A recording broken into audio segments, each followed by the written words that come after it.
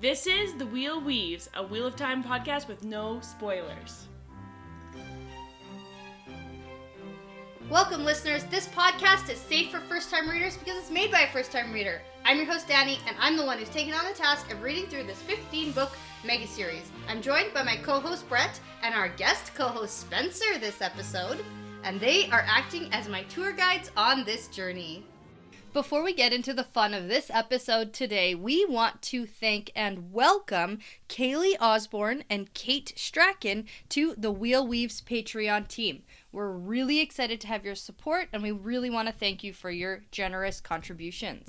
This episode, we're going to be talking about Chapter 35, Caemlyn. And the boys have finally arrived. Finally! And, super exciting, we have a guest, Spencer, in studio with us. In studio production, 30 chapters later, she's back. And guys, I'm honored to be here. Yeah, and when I say in studio, that's a really, really loose term. Yeah. Considering it's in living room. It's our living room studio. I traveled 10 hours by car to make this studio appearance. You are pretty much Matt and Rand. That's true. Yeah, I've gone from Two Rivers to Caemlyn. That's what I've done. Yeah. We can call Edmonton, Alberta, Caemlyn, the capital of, like, the fucking world. Why not? Compared to your little town I'm Manitoba, you know, I actually have a piece in my notes where I make fun of you because we went to West Edmonton Mall today and you were like, there's so many people. And I was like, you gonna put your hands over your ears like Matt? That's totally true. I never even thought about that. But it is a little bit going to the mall. It's a little bit like being in Caemlyn. You're like, there's too many people. Like, I don't even know how to drive here. And I was like, oh my god, you were totally these boys. Yeah, I'm a small towner now. Yeah. Yikes. So welcome. We're happy to have you. Thank you. But Brett, why don't you start us off with something today? Yeah, so I have a really fun fact that I want to share today, and it's a bit of a callback to what's happened in the past few chapters. And this is about wolves and ravens. Oh. Yeah, because I got lost down a little bit of a rabbit hole with the information and the research for the fun facts. And I was really hoping to do a fun fact about lions, but I got caught off with ravens and wolves. Okay. So, the past couple of chapters, we got to see Perrin and Egwene having these crazy interactions with wolves and ravens. And one of the things specifically had said that wolves typically don't look up into trees to look for ravens. Yes, I remember that. Yeah, I remember that. Yeah, and during my research into ravens and wolves, it works a little bit different in the real world. Yeah, well, I know a fact about owls and wolves. Oh. That's, like, super random and, like, completely might not be true, but it's a podcast and it's my podcast, so this makes me an owl expert, right? So this makes it true, yeah. We had that as a rule last time. Don't wolves not like owls, and owls keep wolves away? I don't know if that's true because this fact is about ravens and owls. Okay, no, not ravens and wolves.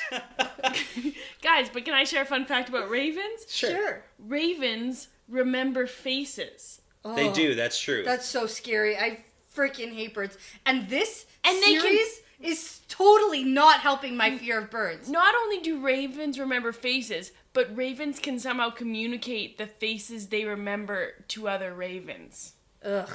I hate birds so much. That's crazy. It's scary. I have heard that before. So back to my really important fun fact about wolves and ravens. So in the book, we got to see where wolves don't typically interact with ravens. They don't look up into trees, things like that. But in the real world, wolves and ravens actually have a symbiotic relationship where they work together in the wild. Oh, that's the opposite. I thought you were going the same route as the owl thing. That's why I said that. No, so wolves and ravens work together, and it's really cool because there's a few fun facts. Okay. So typically ravens benefit from wolves because when a wolf kills something, they get to be the scavengers. Right. Yeah. But they did a study in Yellowstone National Park, and typically there's an average of about 30 ravens that will show up to a wolf kill to feed on the carcass of whatever the wolf killed. And they've documented up to 135 ravens that actually feed on one wolf kill. So, like, the wolves definitely help the ravens eat because they get to scavenge.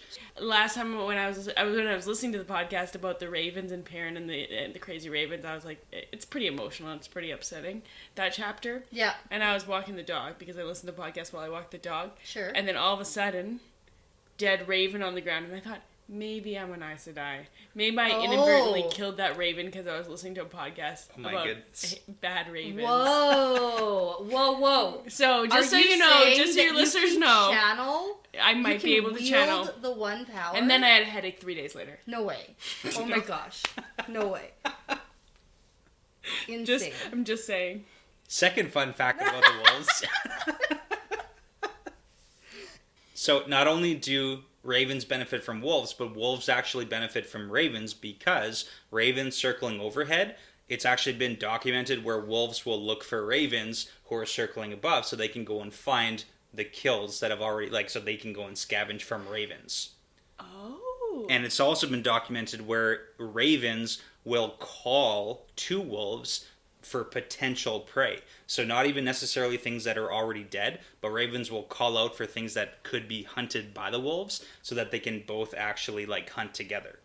That's crazy. Yeah. So what you're saying is wolves are actually, in fact, dark friends. Or ravens are not dark friends and they're good guys. Nuh-uh, we know the ravens are the bad guys. Wolves have to eat too. I mean, I killed one, so it's obviously bad.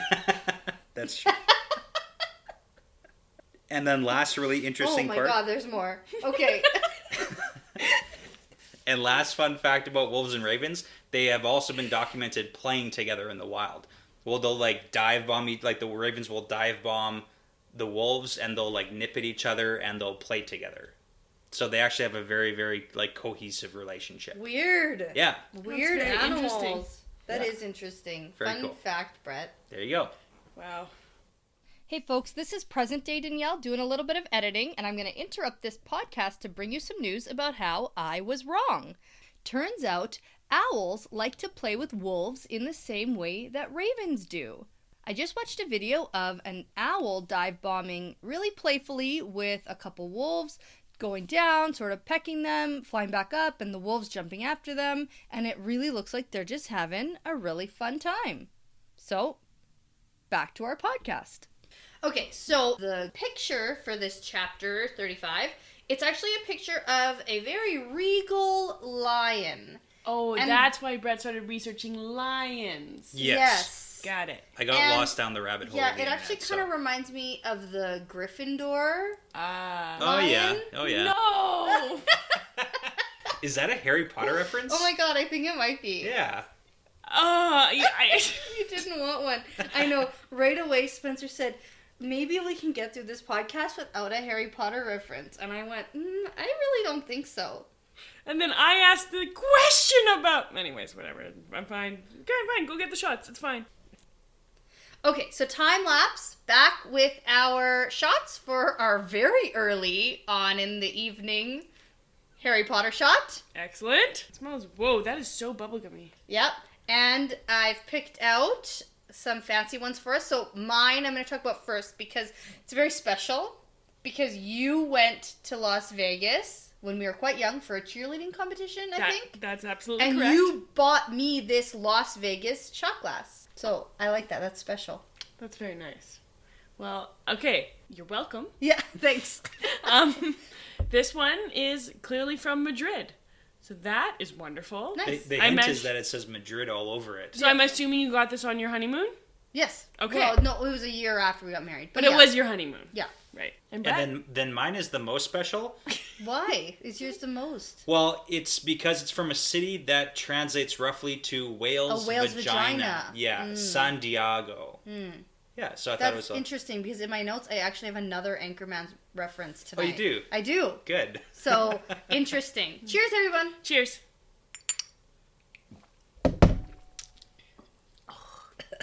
Okay, that wasn't as bad as I thought. Right. Ooh.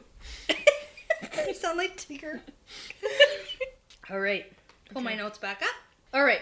Getting into this chapter, I hope that this confusing timeline is finally over because I'm done with that and I really hope things just like straighten out. Yeah, And we can definitely say after this chapter is done that the timeline has straightened out. Okay. And we last left Matt and Rand on the Caemlyn Road traveling at night with a farmer named Bunt headed to Caemlyn. Last chapter was a pretty big deal because we learned how a Fade is trying to find them by talking to people. Yeah. And either spreading rumors about the fact that they're dark friends and vicious and vindictive, or that they're thieves and stole his heron-marked sword. Yeah, so there's definitely hints. So definitely there's hints about that. Plus, we had a crazy dream where Rand got pecked in the eye by a raven. Oh yeah, that's right. Yeah, and not only is his eye plucked, it's plucked out of his head. Ugh. Gross. Okay, so Rand and Matt ride up on Caemlyn and are just like completely floored by the size of this city. And I sort of note here that we get this every time they come to a new place. Yeah, they had this reaction in Baerlon, and then Whitebridge, and now here. Shadar Logoth. Oh, yeah. Yeah. Yeah, that's true. Yeah. And they're like, all of Emmonsfield could fit in this one building or something crazy.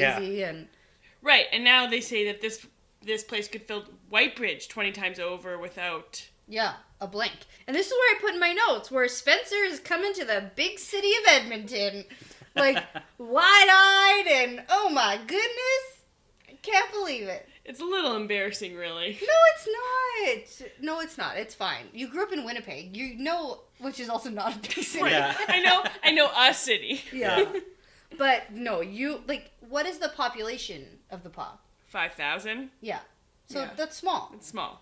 It's very small. And that's what you're used to on a daily basis. And so then you come to, like, Edmonton has almost 1 million people. Yeah. Yeah, it's just shocking. It's like, on Sundays, if you forget to go grocery shopping before 5:30, you don't eat. Oh, Like, everything closes down. Yeah, isn't that crazy? Yeah, that's crazy.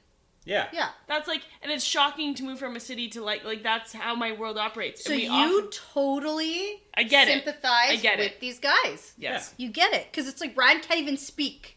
Because this city is ginormous. Right. There's 50-foot high walls surrounding the city made of gray stone with streaks of silver and white. And I just maybe say marble? Sure, it possibly could be. That's what that reminds me of, like a marble stone. Yeah. Well, and what I also noted here too is like I feel like this is one of the first time Rand's describing the different buildings, and he's noticing that they're made from different things. There's red brick, there's gray stone, there's white plaster. Oh, yeah. So it's an amalgamation of a bunch of different styles, whereas I feel like the towns before have been a little bit more uniform. Yeah, fair. Yeah. Cool. So Bunt tells them that this is the grandest city in the world and gives them some history. They say that it was built by Ogier? Yeah. I want to say Ogier. Yeah. I'm scrapping that. Not Ogier. French ogres. Yeah. French ogres. No, Ogier. And that's how you know it's a really old city. Yeah. And we did get that little tidbit of information where Tarvalin and Caemlyn has had some sort of partnership for the last 3,000 years. Yeah. Last chapter, so we know that they have been around for a long time. And we do get a little bit of insight into the building of the city, where they have the inner city and the palace, at least, were built by the Ogier. You know what's interesting about that? So I've been to Israel. Yep. And I've been to Jerusalem. And Jerusalem has an old city. Yeah. Inside Jerusalem, and which is, very old. And that's what this actually reminded me of. Saying that there's a really old city, and then the outskirts of it get like more and more modern as it was built and as it expanded due to population. Right. Yeah, and that looks like exactly what happened here, where it's like as the population grows, the city has to expand. So like the inner city is really old, the outer city with the outer wall is newer. Right. Not necessarily new, but newer. Not Ogier built. Not anyways. Ogier built, yeah. Yes, okay. And then I also just make a note here that he says it's the greatest city on Earth. Yes. And I don't know if this is the first mention of Earth. It is, but it was keep a little in mind, jarring to me. Like, it's weird that this place is called Earth. But keep in mind, Earth is not capitalized.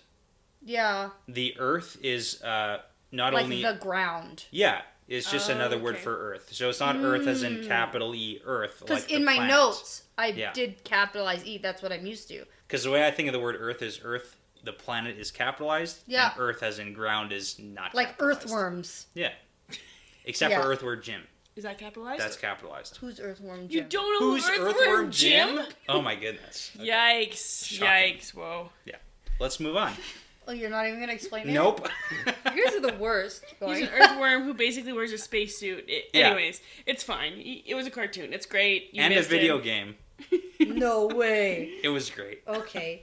So, moving on from that, and you weirdos, Rand notes how loud it is as they get closer to the city. And he wants to cover his ears with his hands, and he looks over at Matt, who does have his hands on his ears. Who's literally cowering. Yeah. Yeah. Absolutely. And he just looks miserable.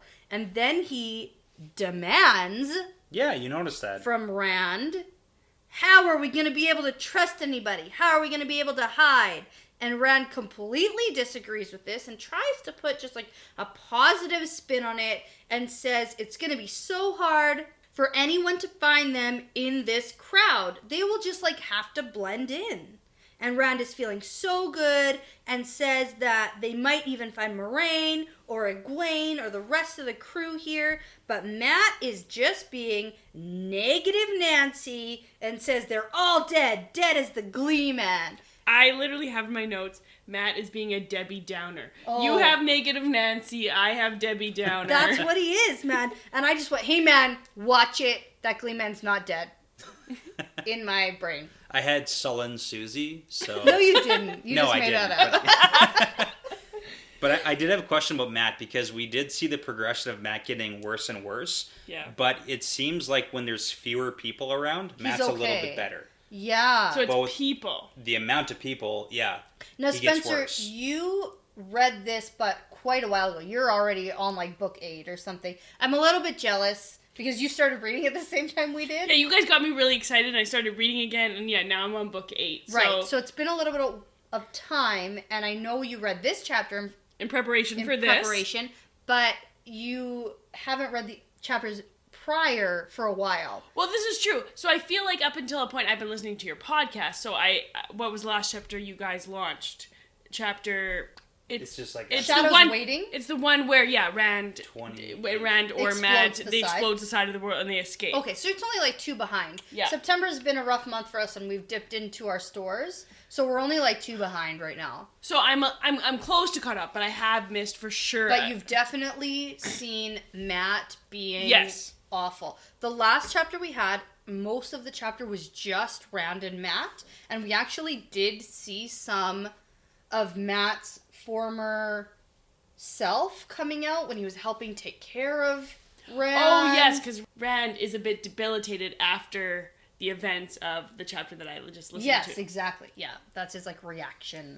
Yeah, so that kind of comes back to is where Matt's being a little bit more aggressive with the quantity of people, and that might lead to why he's saying things again like everyone's dead. Yeah. Right. Oh yeah. It's like as soon as there's other people around, he's just like the worst human. So as they pull up to the gates, there's a bunch of Queen's guards there, and not keeping people out, but more just trying to keep some order. Okay, I just want to back up for a second. Oh. Rand says something that I think is really important, and what he says is anything can happen in Caemlyn. That's true. Oh, jeez. Anything could Such happen. foreshadow. Yeah. And I just feel like as soon as Rand says something like that, you're like, something's going down in Caemlyn. Anything can happen I like in that. Caemlyn. No, that's good. But definitely these Queen's guards are trying to keep some order, and as they get into the city here... It kind of makes me think of like leaving a hockey arena when everyone's just kind of like... after the game funneling. Yeah, everyone's funneling at the exact same speed, and you're just trying to make it out slowly. Yeah, and the security guards are like, don't push, guys. Don't Like, catch. there's not much Yeah. you can do. Like, yeah, I get that. What I also note is, and Rand makes a note that a lot of the people entering the city are also young boys like them, so he's with still... like wrinkled clothes from sleeping on the ground. So he's optimistic that they will be safer in Caemlyn because they'll be able to hide amongst these other young people who are traveling into the city. Yeah, optimistic is a good word to describe Rand here. Well, Rand's got to be the optimist because you have the Debbie Downer, negative Nancy fellow. Absolutely. So as they get into the city, Rand is still sort of gaping around, and Bunt pulls his cart off to the side and draws to a stop, sort of signaling that, like, this is where they part ways. But first, Bunt turns and looks at Rand to ask him about that sword he's hiding under his cloak. So he wants to know if it's really what the innkeeper Holdwyn thinks that it is. Because last chapter, just as a recap, Holdwyn told Bunt that it's a heron-marked sword that these boys stole from a man. Yeah, and this is a huge point because we had that discussion about, does Bunt know that Rand and Matt are the people that Holdwyn is describing? Right.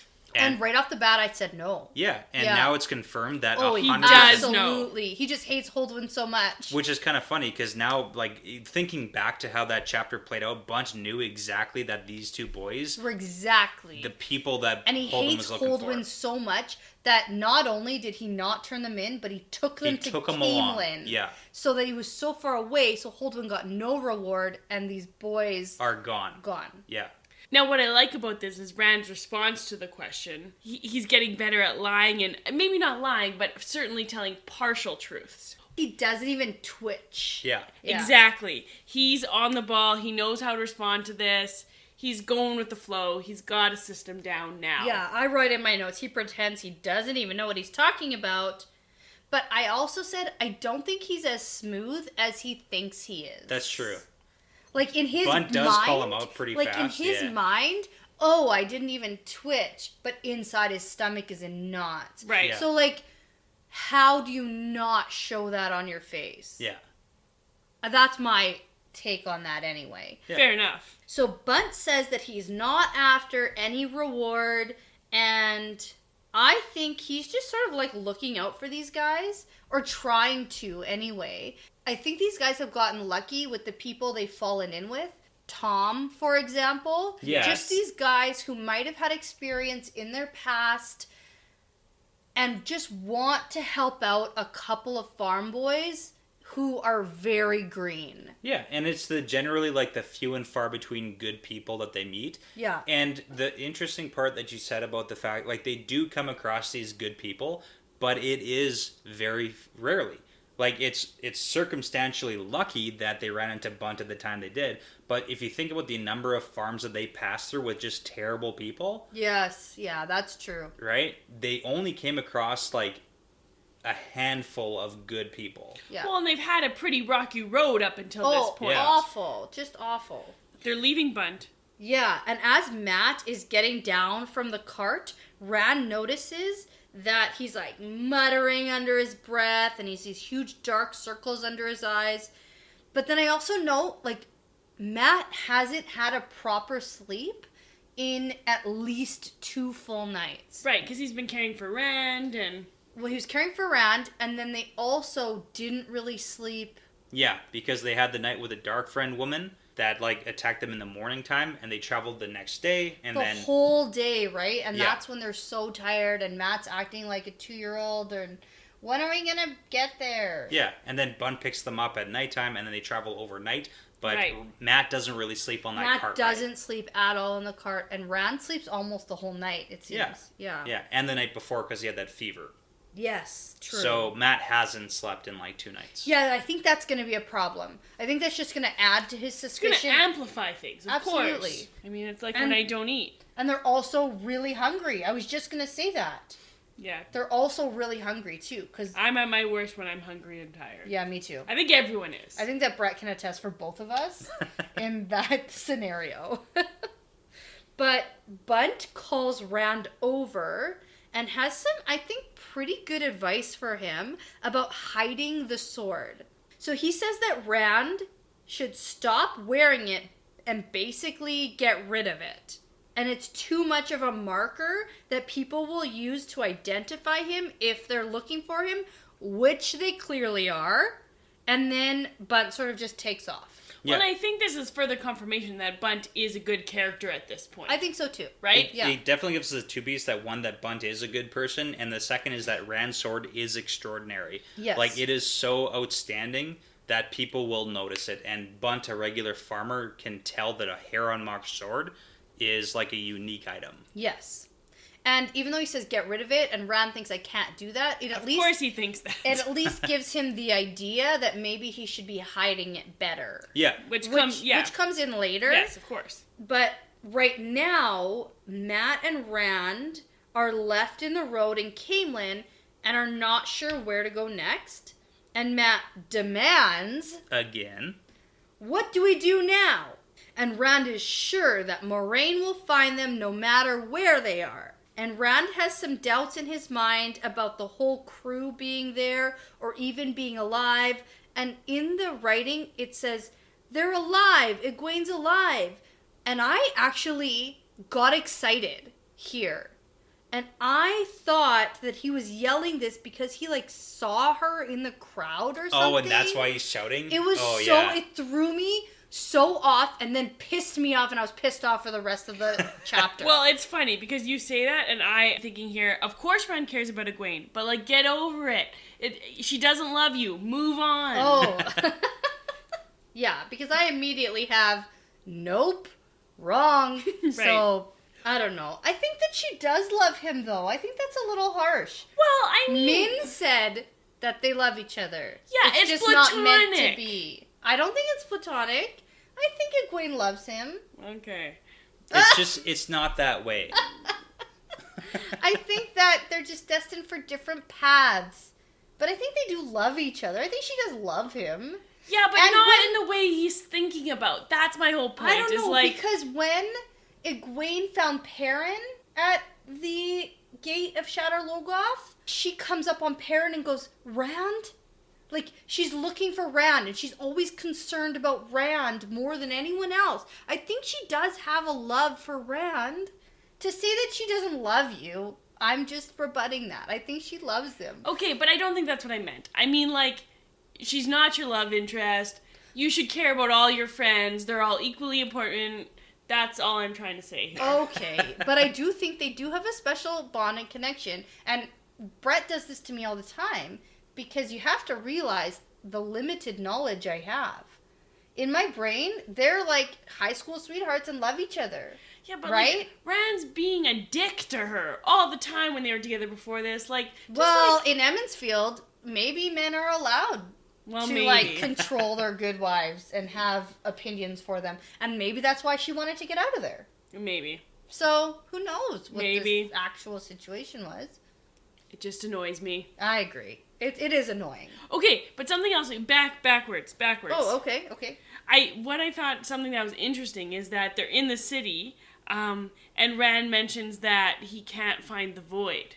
Oh, yes, yeah, he did bring that up. Good point. And I was going to put that too, because I put a big star there. Okay, good. Yeah. And I put in question mark, why, Danielle? Why? Yeah. It's been a while since we've even heard of this, though. Not that long. A chapter or two. He mentioned it. Bringing up the void? Mm-hmm. When? In Whitebridge, I guess. When the Fade showed up, he tries to summon the void and can't do it at all. Yeah, so relatively, that was a while ago. Oh, yeah. Yeah. Okay, I guess. In relation to where we are in the story, it's been a couple weeks. Yeah, okay, that's true. That wasn't just a chapter or two ago. So he couldn't do it in Whitebridge. Yeah. He can't do it now. Shit. That's a problem. Rand, get it together, man. So Mat argues some more here about, what if Moraine doesn't find us? And he's just being such a pessimistic Peter here.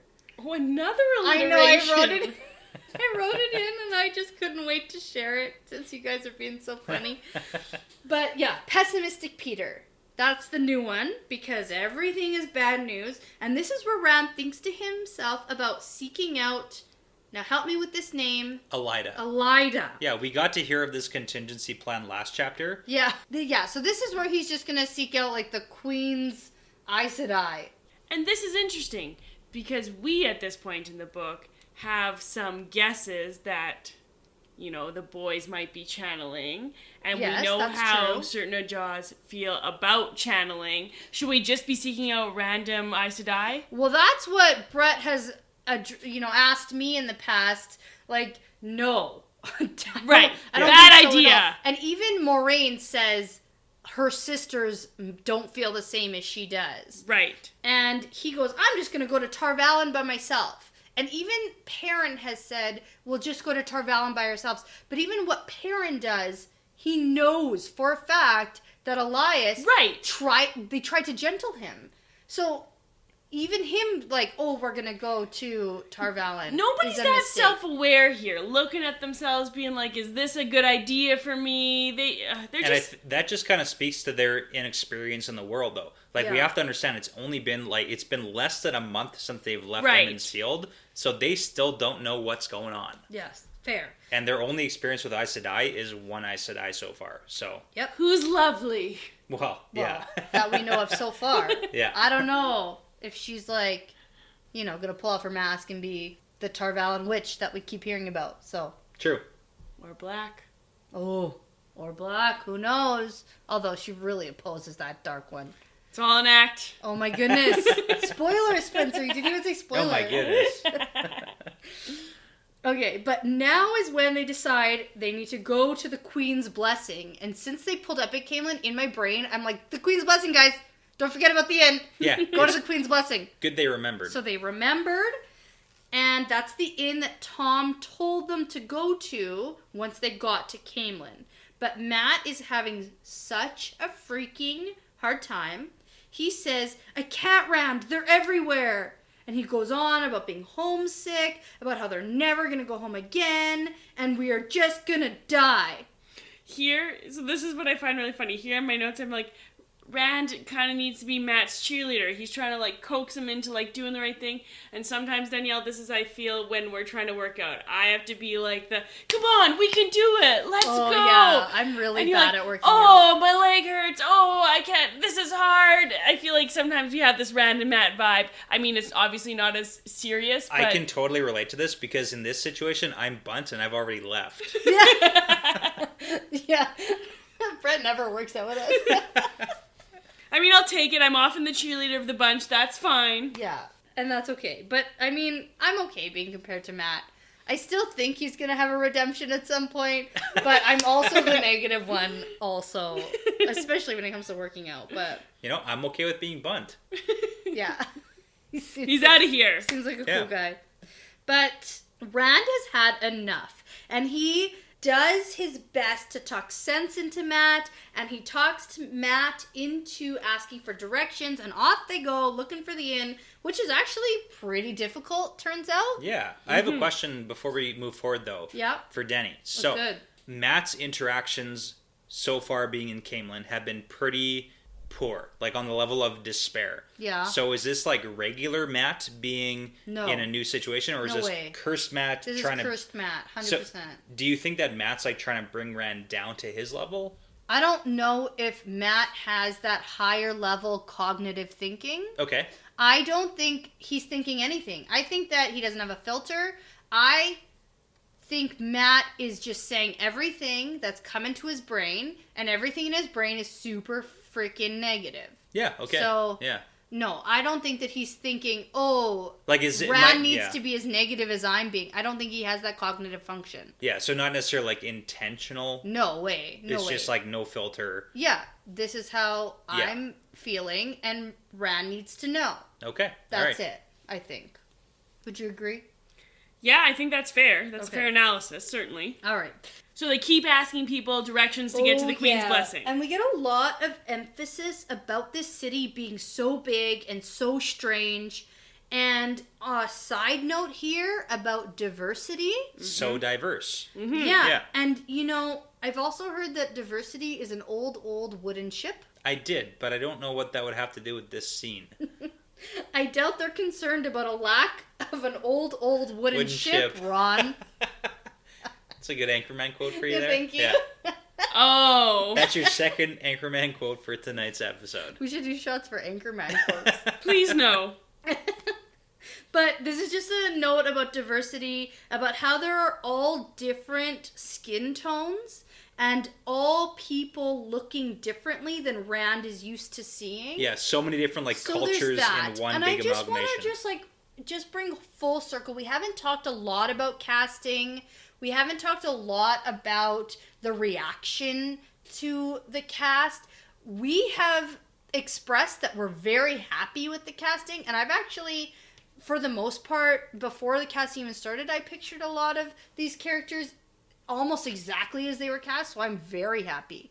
But there's lots of very negative stuff being talked about, and right in this writing, Rand talks about skin being too pale, skin being too dark, and lots of different skin tones all around him in this place. So if we're going to talk about diversity, it's right in the writing. Oh yeah, 100% it is. And I mean, that's the entire point about the series, is that Robert Jordan's description of the surroundings and the environment are super detailed, but the people, he leaves a lot to the imagination. Yeah. Absolutely.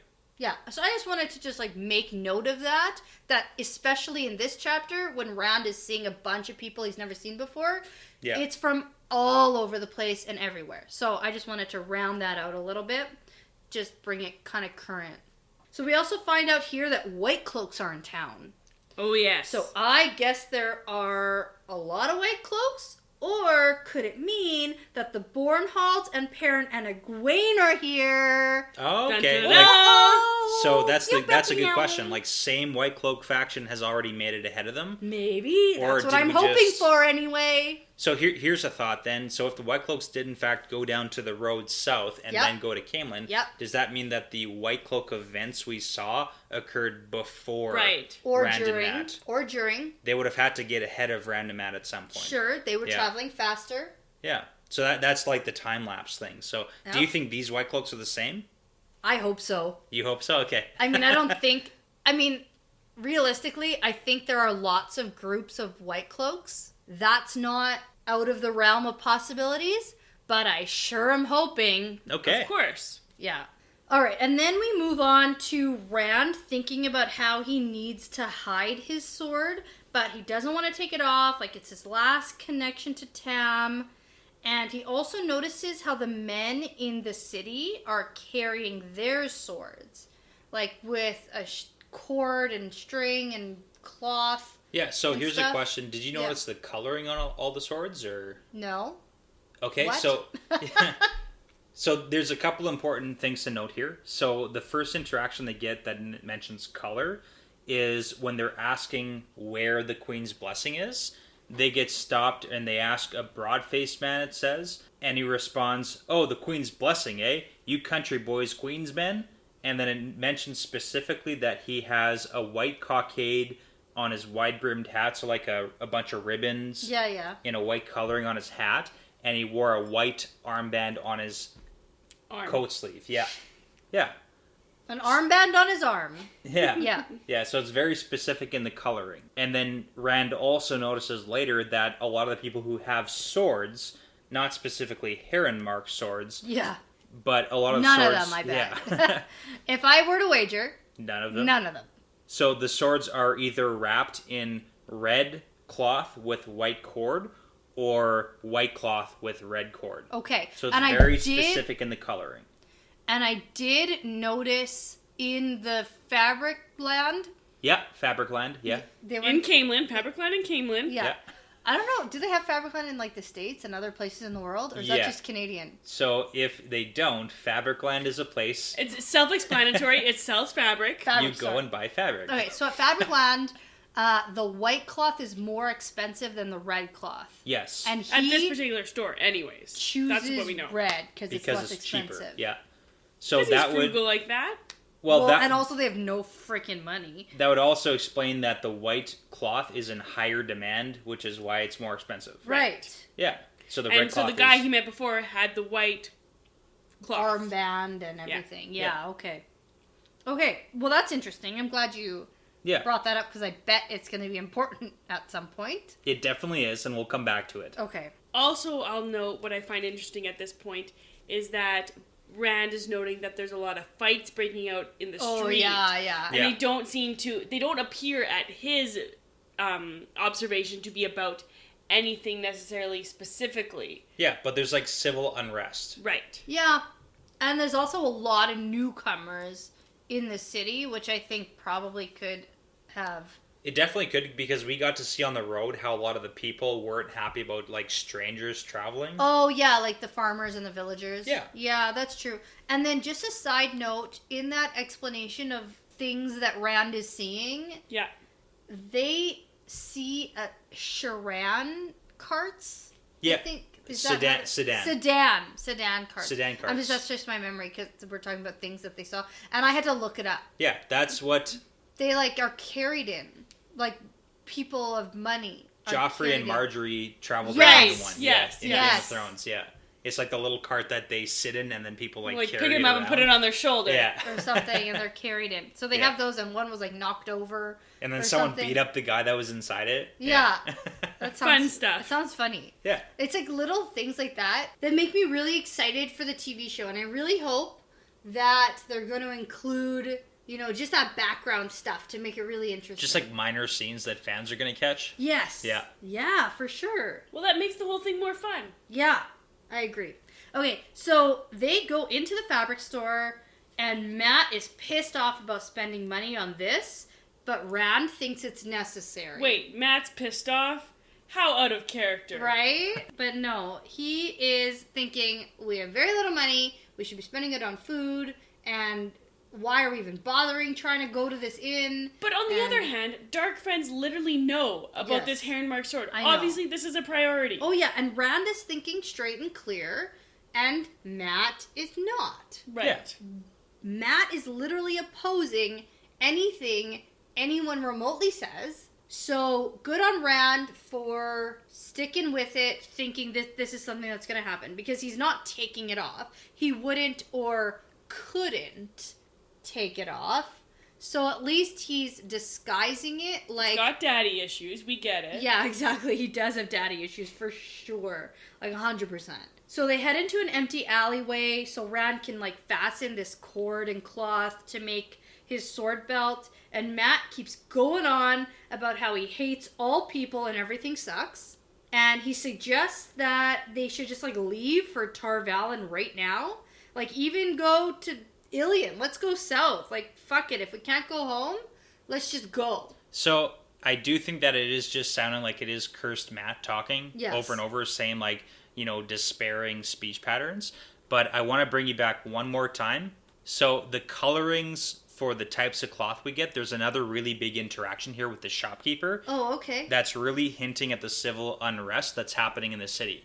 And these are like all really minor points. Oh, is that why the guy's pissed off? Because Yeah, Rand so- is buying the red cloth? ribbon. Yeah, so this is the thing. Yeah. Isn't the red the queen's color? Exactly. So we know Oh. that the queen's colors are red. Yeah. We know that Rand buys the cheaper fabric, which is in less Red. demand. Yeah. So he's buying the cheaper fabric. So then he's like essentially buying the queen's colors.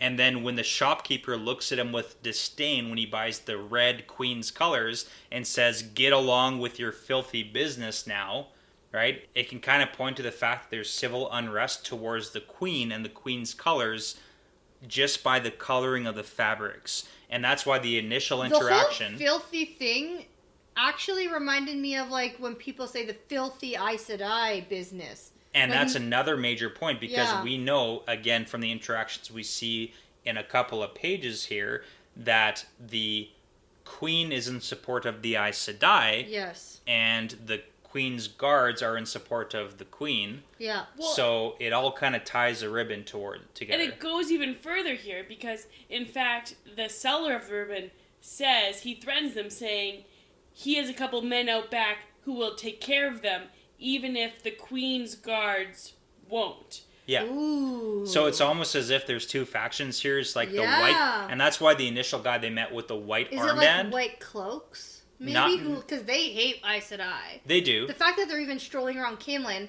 where the queen clearly has an Aes Sedai by her side. So that's a Yeah. good theory because of the Absolutely. colorings. Yeah. White cloak, white Yeah. ribbon. So we don't exactly know where the issues are coming from, but we do know that the red coloring is for the queen, and that seems to be the people who are, not on top of this civil unrest. Right. That makes sense. Yeah. Okay, and then there's another point I want to say here when Rand is saying, like, let's just head out of here. And he goes, why don't we just go south to Ilion? And then he said, I wouldn't mind seeing everyone gather for the Hunt of the Horn. Yeah. And I find that very interesting because I don't think it makes much sense for Matt to want to go somewhere where there's tons of people. Right. He's not someone who right now likes being around people at all, but Do you remember Min's Min's viewing? vision Yeah. Right. has a horn included in that vision. Yeah, Min's viewing certainly does have a horn included in the visions That's of Matt. right, in Bear Lawn. So that definitely piques my interest. Yeah. Just that I like when I hear Matt saying things. Okay, that's a funny way to say that. But when Matt saw a dagger and picked it up, I immediately went to Min's Right. viewing. Of course. A And also dagger when with a Matt, ruby. and Matt said, a dagger with a ruby, wouldn't mind getting my hands on that. Right. Yeah. It's all just these little things that are so interesting that are just plugged in there for you if you're looking for them. Okay, but here's a little thing. So, Brett has just said that the red ribbon supports the queen. Rand conveniently buys the red ribbon because it's cheaper. And they're looking to go to an inn called the Queen's Blessing. Right. Do we think that affects that whole interaction later? Oh, and then the people who don't want to give them directions It all also, kinda makes sense it all now. makes Yeah. sense because it didn't really, this chapter I thought was so boring. And it didn't make sense to me. I was like, this is like, whatever, everyone. Like, get on with it. Where is Moraine? Where is Perrin? Like, that's all I care about. What's going on? Like, that's what I want to find Yeah. out. So all this little stuff clearly makes sense. And that's why I like this little book club we have, where we get to talk about it. And I'm like, oh, it actually does matter. It actually does Because matter. the only Yeah. thing I picked up really was that Matt mentioned the hunt for the horn, and I was like, oh, little tidbit, I got it, but I missed everything else. Because maybe things would have been different if they going to the Queen's Blessing with white ribbon. Things could have totally unfolded very maybe. differently. Good Yeah. point, Spence. Yeah. Yeah. So let's get to that interaction. Okay, Okay. at sorry. the I'm end. getting ahead Yeah. of So myself. Rand does his best, trying to stay positive. He tells Matt that he is staying, and finally they get some useful directions, probably from Queen's men. Probably. And they find the Queen's Blessing. And that's after he's wearing the red ribbon that they finally get some Right. helpful directions. Exactly. So Yeah. interesting, guys. There you Oh go. my goodness. Okay. So Matt says, are you sure about this? And Rand says, of course. So they head in, and Rand is pleased to see that the innkeeper is Fat. fat. There you Good go. one, guys. I literally have it in full caps with 6 exclamation points. Fat Wow. innkeeper means good innkeeper, right? It does. So his name is Basil Gill. Yeah, Basil Gill. Basil. Basil Gill. Basil. Yeah. Okay. Rand approaches him and says that Tom Marilyn told us to come here, and right away the innkeeper's smile fades off his face, and Rand asks if he knows him, and he says curtly, I know him, and he eyes the flute case that Rand is carrying, and he motions for them to come to the back with him. And I immediately think, like, uh-oh, what's wrong now? Why would Tom tell them to come here if the innkeeper doesn't like him? Like, So this there's doesn't make sense. there's definitely history from what it sounds like. Yeah, but this is just like right off the bat with Oh, this yeah. first interaction. That was my initial thought, like, oh, he doesn't like Tom. Yeah. Something's happened here. And I was like, why would he tell them to go here if the innkeeper doesn't like him? Yeah, it's kind of like that's the only option. Yeah, and Yeah. obviously as this plays out, For sure. we get some more information, but that was my initial whatever. So they head back to the back of the inn, and Gil asks him what's in the case, and Rand says it's Tom's flute and opens it to show him, and Gil recognizes the flute and says that he has seen Tom play it enough to know. And then this is right, okay, so he knows Tom clearly very well, And I think obviously Tom has played maybe at this inn a lot. Right. Yeah. Again, That's it what just leads it's to the whole implied. backstory, so. So he demands to know how he got it. It's not Matt demanding something, which is funny, but But I mean, at the end of the day, this is like a silver and gold flute. yeah. And Tom obviously wouldn't give it. Wouldn't part with it on his own. So he knows that Tom wouldn't part with it willingly. So Rand says that Tom is dead and explains the whole running away from a man who was going to kill them thing. Yeah, so they leave it vague. So, like, they're getting better at that side of the storytelling of not giving necessarily all the description of what happened. He didn't say we were running from a murder. fade. Yeah, in Whitebridge, because we just got separated from our Aes Sedai and Warder friend. Like, Right, yeah, that's true. And They by do the way, better. Yeah. They do better. yeah. So then Gil says, I'll believe he's dead when I see the corpse. And I say, Gil's just like Danielle. I There you say, go. me too, man. Yeah. Me too. So he's a harder man to kill than you might believe. And then he also says that Caemlyn is like the last place on Earth that Tom would want to go to. Yeah. But then I write a note again with this like being on Earth. Yeah, But, again, not capitalized. Yeah, not so. the planet. But I think what's interesting here is, like, Matt and Rand know that Tom's, like, pretty with it. He's got, like, a second set of favorite daggers, a first set. He's obviously savvy, but, I mean, at the same time, they still think he's dead. But now you've encountered this character who is like, nope, he's harder to kill than even you two boys might think. Like, Yes. what is Tom's story? Which we're about to learn a little bit more, but it's Yeah. fascinating. It's Yeah. like a little bit of, like, here's Tom's a taste. You backstory- don't know it yeah. all. Yeah, Yeah. exactly. And that's exactly why I'm so convinced he's not dead. Because this guy thinks he's not dead. It just reconfirms for me. For Yeah. sure. Yeah. For sure. No way. No way he's dead. Don't believe it. So Gil asks these boys if they're in trouble with Aes Sedai. And Matt says yes. At the same time that Rand says, what makes you think that? So, Again, trying to lie. yeah, and Matt doesn't get it. No. Well, this is what I think is fascinating about this interaction, is that Rand's obviously getting better about lying and telling half-truths. Matt, who has been so paranoid, doesn't want to disclose anything Yeah. to anyone up until this point. Aes Sedai's mentioned, he's like, hate those guys, like... Oh, I know. Well, and then Gil says, like, I know the man. So I think that really confirms that this guy knows Tom quite well. Mm-hmm. And, like, knowing that the only reason he'd be, like, helping young men like this is if they're having Aes Sedai trouble. Because of his nephew, right? Yeah, so again, that's the whole point, that Gil knows Tom well enough to know, like, About Owen. about Owen and the entire interaction of the real story of what happened with Owen. Right. Yeah. Because again, so if Tom was having any issues with his nephew, with people that he didn't really know quite that well, you would never bring up the fact that it's like Owen's in trouble with Aes Sedai because he can channel the one power. Right. But with really close friends, that's or the only... family. Or family, that's the That's only where people... I'm leading with this Fair guy. enough. Okay, yeah, but that's the only people who'd actually tell the real story to. Considering that his brother lost his son to the Aes Sedai. His brother lost his son to the Aes Sedai. Yeah. Okay. He's the uncle of Owen, yeah. Yeah. So who's this guy? Well, different last names though, right? Oh yeah, sure. I can change my last name too. Oh, Yeah. okay. But from what we learn later, maybe he was fleeing. I don't know.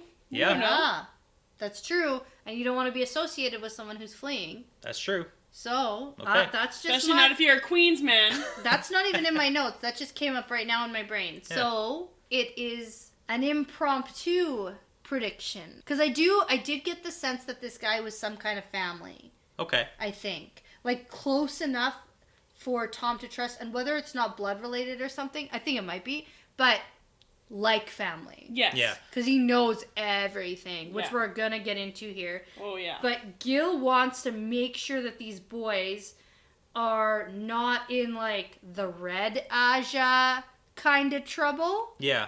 And Rand right away says, "No way, Jose, not us." But his skin does prickle as he realizes that the man was suggesting the one power. Yeah, but Rand is so in denial. Oh, yeah. Well, that's He's- the thing. it It's this prickles- whole Edmund's Field thing. Like, Yeah. they can't imagine that. Yes. Yeah, that they'd be caught up in this kind of thing. No way. And even just like thinking about the use of the one power makes his skin prickle. Oh, that's too much for me. No way, not us. And that reminds me of when Matt and Rand even talk about, do you believe that stuff about his nephew when in Whitebridge Tom went to go disguise his cloak and he got a new cloak and they were in the alley talking about it. Yeah. And Matt goes, well, that's not the kind of trouble we're in. And Yeah, Rand goes, yeah. no way, not us. Yeah. And it's like the same thing. And it's like, are you guys just like super in denial or do you actually have no idea? I would say it's more on the side of they have no idea.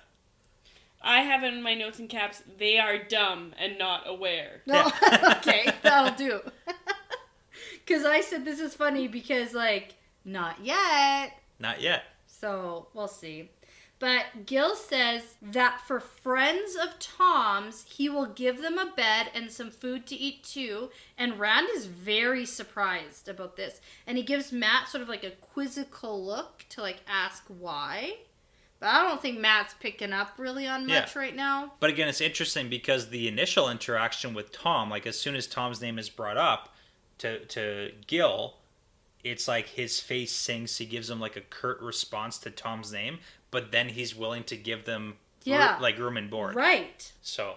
And then Gil says they can stay, but it's best not to mention Aes Sedai around here, especially with the White Cloaks and worse around.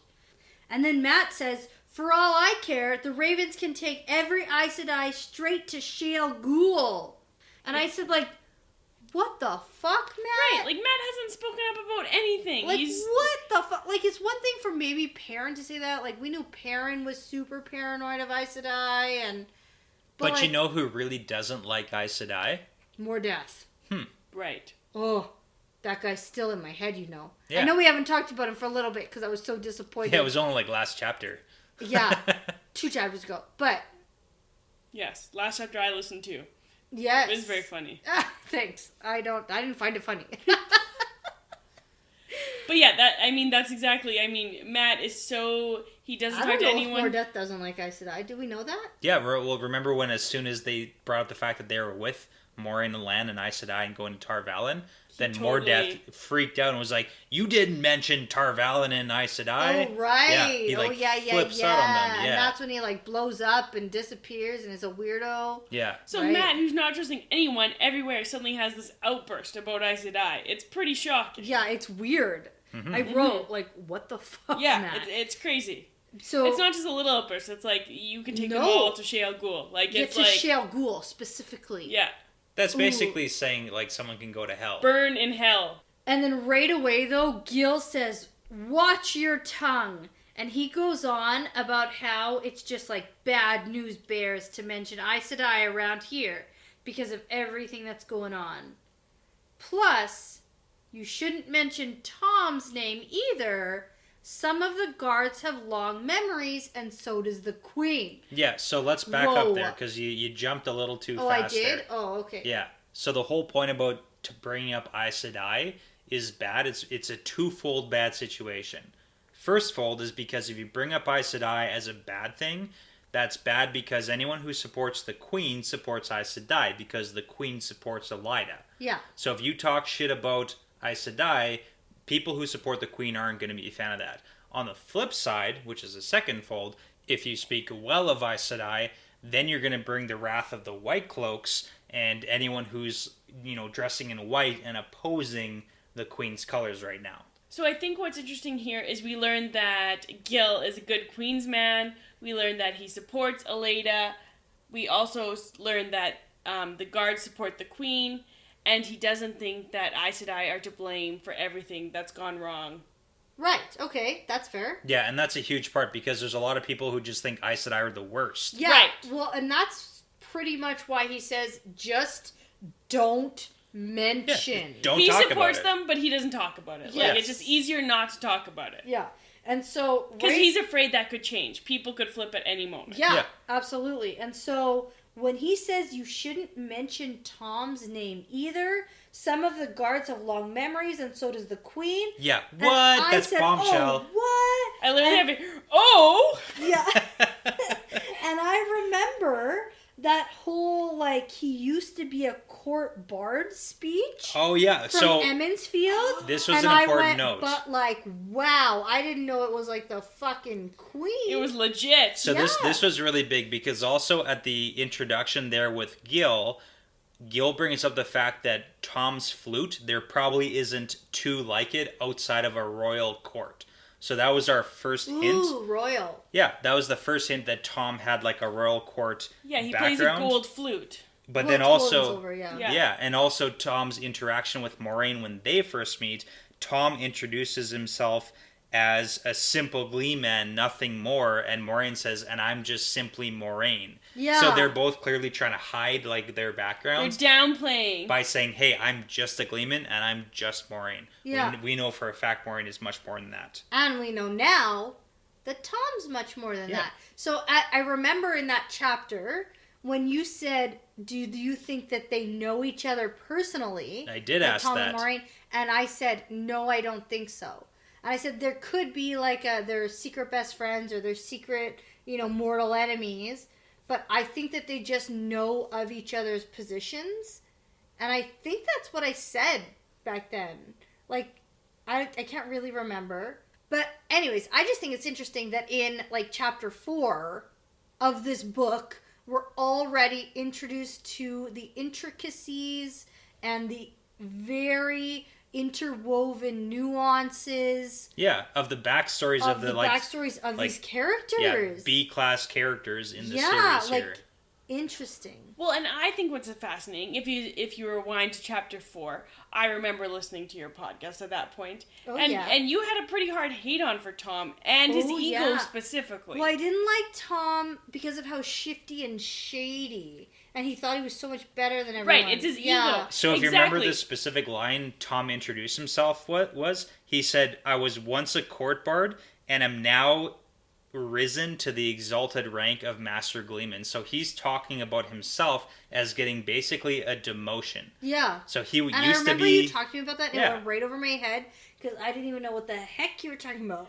But now with backstory for Tom, it's like it brings a whole new level to why he is the way he is. Yeah, And it makes him, I think, because he's not just a gleeman. He had a really interesting story. It makes him more endearing because it clearly was not just an ego. He really was these things, right? He was like a royal court bard known throughout the entire continent who had a little bit of a something with the queen. Turns out. So let's get into it. into that, because Rand is surprised and asks if Tom has had trouble with the queen.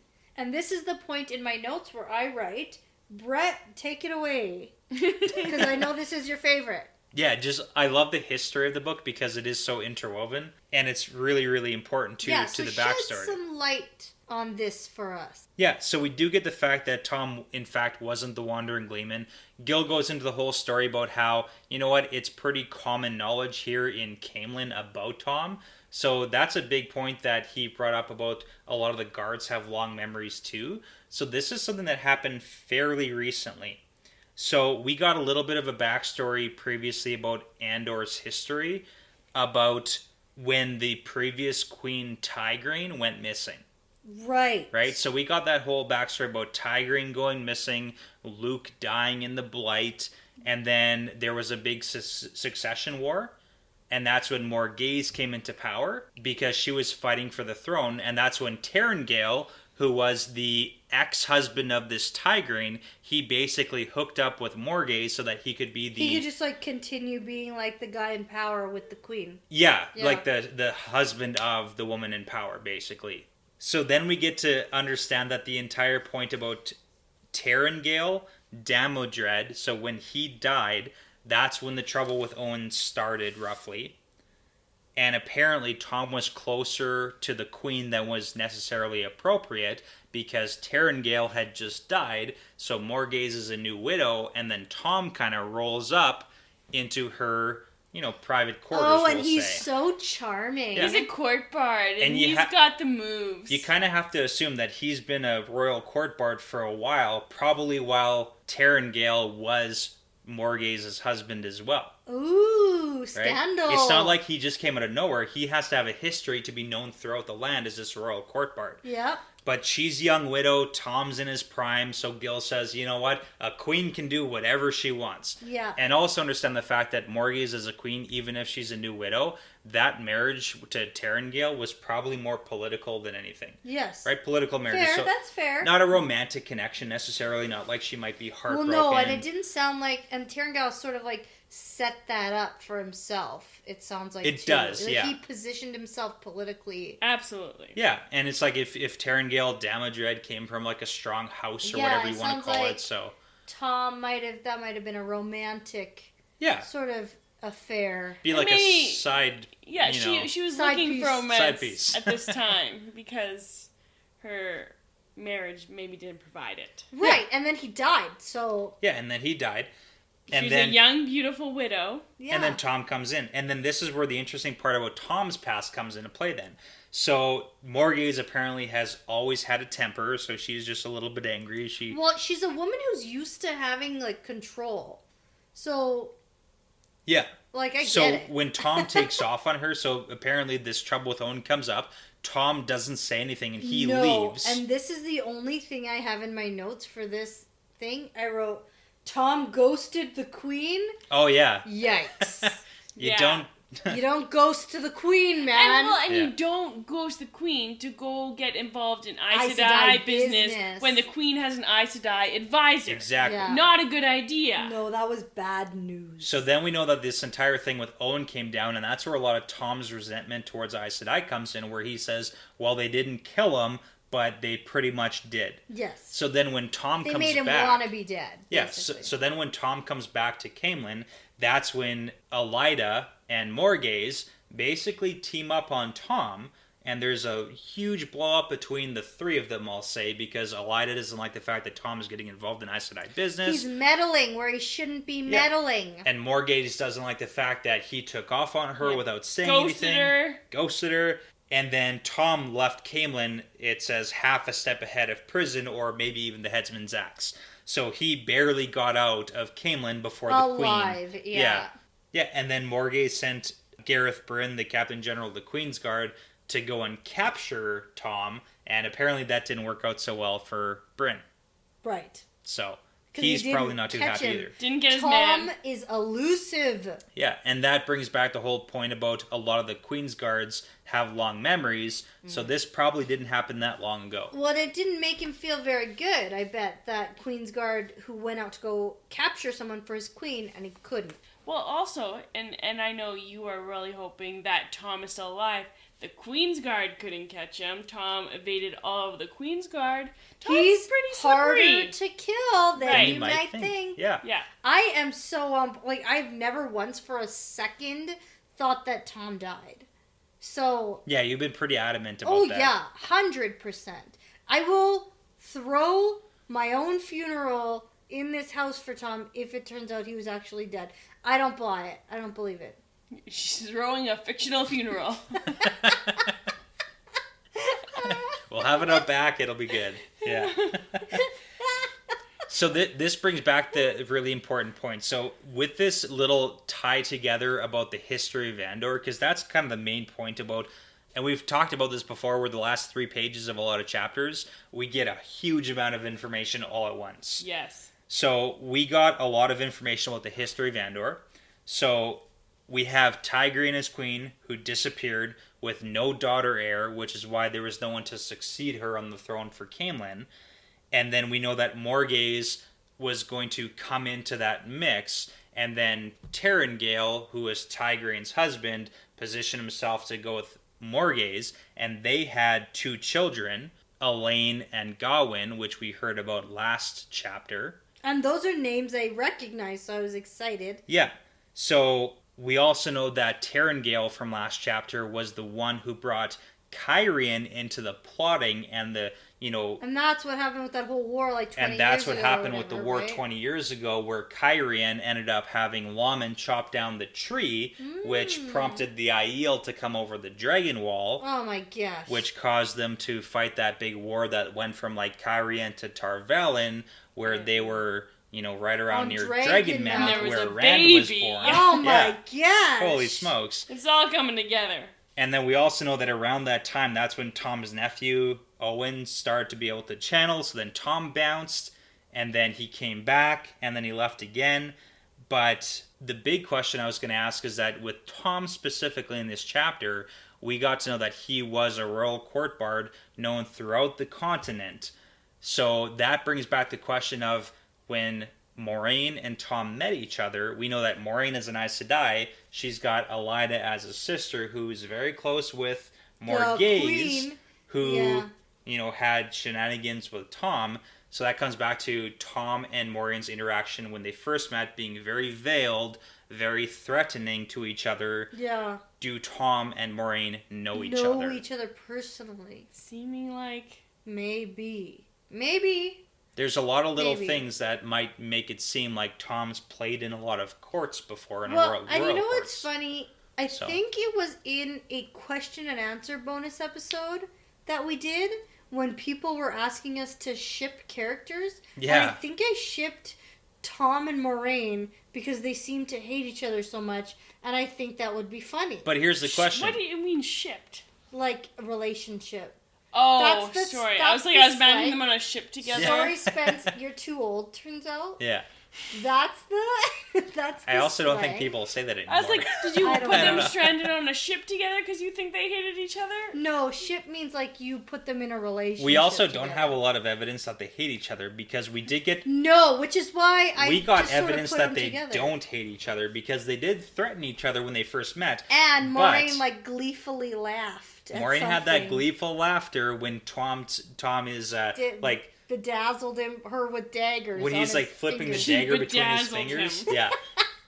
Yeah. She gives out like a delighted laugh. She brought out her Delighted laugh. She That's brought it. out her denim jacket and her attachment and just started bedazzling it. Okay, that's not what I meant. That's what bedazzling means. Oh my gosh, that's so funny. No, I meant it was delighted, right? Yeah. Delighted laugh. Delighted laughter. So there was a little bit of a... Who did? Dazzled? Bedazzling. It's just dazzled. He dazzled her. He dazzled her. But I did sort of, in a way, think it would be funny if Moiraine and Tom got together, or maybe in the past have been together. But it sounds like Tom has romantic stylings connection with the Queen. He So, does. Who is Tom bedazzling? That's the really- real question. Only time will tell. right? Especially because he's not dead. So, Yeah, possibly. Is he gonna bedazzle the Queen more?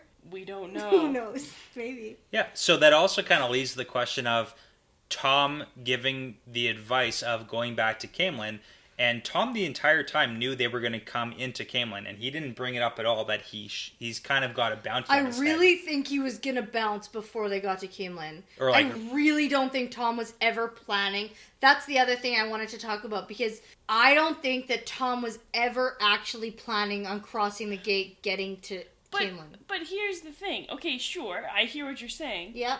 But at the same time, Tom was in this little flirtation with the Queen and left to protect his nephew, right? And obviously he knew that was going to have consequences, the consequences of which are, his head or prison. And he's kind of in a similar situation. He's protecting Rand and Matt. He kind of feels like they're family now. Is he willing to bring his head back onto Headsman's axe to help them? I think he might have been. I think he is, for the fact that he seemed to have... I think he might have come back to Caemlyn to help these kids, because that's exactly what put him in this circumstance in the first place. Yeah, that's fair. And we know he's already risked his life, if not given his life. I think he was going to do his very best to even steer them clear of Caemlyn, though. I don't think that if he was still with them at this point... Yeah, they'd be an alien.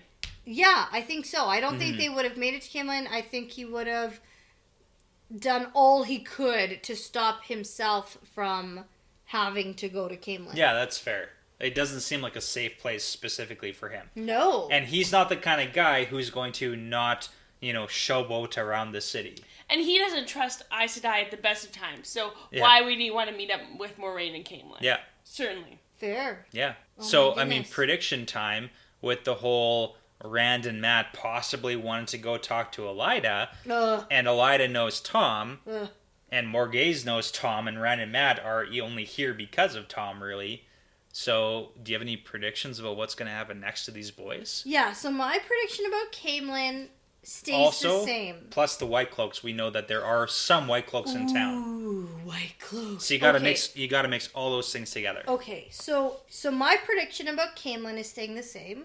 I think this is the place to be. Yeah, you do think there's gonna be a big meetup here. I do. You said that quite a few chapters I think there's ago. going to be at least some of them. I mean, I don't know what Moraine came across tracking Perrin, right? Like, that's the whole what if. And we don't know the time lapse of No, that. but we do know with 100% certainty that Egwene, Perrin, and the White Cloaks are traveling to Caemlyn. Yes. We do know that 100%. We don't know where Moraine is in relation to that. So I don't really have much of a prediction there. I do think Moraine is smart. And I've said that a million times. And if she knows that they're with White Cloaks, then the Dark One can't get them anyway. And that was her one thing. Yeah, okay. Right? Okay. That's her one thing, is that the Dark One can't have these boys. And if Perrin's with a White Cloak, how's the Dark One going to get him? So it's kind of like it's a lesser there's- of two evils situation. Maybe it is. I have no idea. But I don't think she's going to risk her life around White Cloaks, in my opinion. And I think she's going to go to Caemlyn, and I think she's going to find these boys. Okay. Hopefully before So when you say she she's goes gonna, to Morghese and when she Elida. finds these boys, you're talking about Rand Matt and and Rand. Okay, yeah. Yeah, I think Matt and Rand, I think they're going to meet up with Moraine. And I'm really hoping that Perrin and Egwene make an escape. Okay. Here's what I think is an interesting point. So you're saying you think Perrin's safe with the White Cloaks because the White Cloaks... I don't think he's safe with them because he's he's sentenced obviously to not death. safe. He is sentenced to death with them. But this is my whole point. You say he's safe from the Dark One with the White Cloaks. That's like with my limited knowledge But of the it's White an Cloaks interesting- and the Dark One. It's an interesting thing to think about because on the one hand, the White Cloaks have literally sentenced him to death. Yes. And I kind of equate the Dark One to the devil. Yes. Right? Like, that's Yeah. the whole thing. That's the Sure. comparison that we're expected to make. Yep. And to me, I think if you kill Perrin, doesn't he end up with the devil, maybe? Yes. Isn't that a Because the- problem? But they don't Yeah. know he's been marked by the Dark One. That we know of. Right. They don't know but that. they're thinking of killing him, and Moraine... But not until they're way back in Amador. And when Okay, I saw okay. the map, I was like, oh my god, they got so much time to escape. Okay, fair enough. I don't actually even So even care. if Perrin was going to be executed, it's a way off. So, So he's ways not going away. to the Dark One for a long time. Mm-mm. Okay, fair enough. No Very way. enough. I think that Moraine might see or sense that he's with them and avoid them and maybe track them in some Aes Sedai fashion. Yeah, she's got a few different ways to do it. I bet she does. But I think that she has proven to us that she is a woman who is going to choose her route wisely. She chose her route to go to Whitebridge to follow the boys that she thinks the Dark One could have, right? We know the other boy's alive. Then she finds out that Matt and Rand are still alive. They're not with the Dark One. She senses them. And so then she switches direction to follow Perrin. Yeah, she prioritizes well. And in my brain, she finds out Perrin's with the White Cloaks, finds a way to track the White Cloaks, and heads to Caemlyn. And everybody meets up in Caemlyn like my brain wants. Like the Okay, plan. It's yeah. all part of the plan. Part of the plan, part of the Alright. pattern. Right. And I think that actually will lead us into the end of this chapter, I think Absolutely. so. Yeah. or the end of this episode And chapter. and chapter, because this is all part of the pattern. Yeah, It's part of the pattern. it is.